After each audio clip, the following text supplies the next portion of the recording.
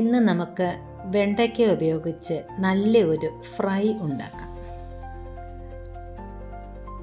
അതിനായി നല്ല പിഞ്ച് വെണ്ടയ്ക്ക നീളത്തിൽ നടുകെ പിളർന്നെടുക്കുക.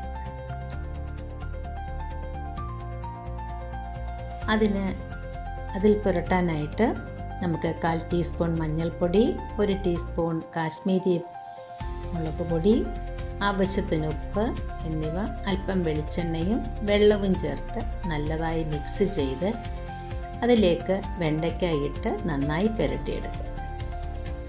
കുറച്ച് നേരം അതിനെ അങ്ങനെ വെച്ചതിന് ശേഷം ഒരു പാനിൽ വെളിച്ചെണ്ണ ചൂടാക്കി അതിലേക്ക് കറിവേപ്പില ഇട്ടതിന് ശേഷം വെണ്ടയ്ക്ക നമ്മൾ മീൻ വറക്കുന്നത് പോലെ അതിലേക്ക് പെറുക്കി വെക്കുക. ചെറിയ തീയിൽ ഒരു സൈഡ് വെന്ത് കഴിയുമ്പോൾ, ഒരുപാട് കരിയാൻ പാടില്ല, വെന്ത് കഴിഞ്ഞ് നമുക്ക് തിരിച്ചിടാം. അവസാനം അല്പം കുരുമുളക് പൊടി അതിൻ്റെ മുകളിൽ വിതറി അതിനെ നന്നായി ഇളക്കി രുചികരമായ വെണ്ടയ്ക്ക ഫ്രൈ നമുക്ക് തയ്യാറാക്കാം. ചാനൽ ഇഷ്ടമായെങ്കിൽ സബ്സ്ക്രൈബ് ചെയ്യാൻ മറക്കരുത്.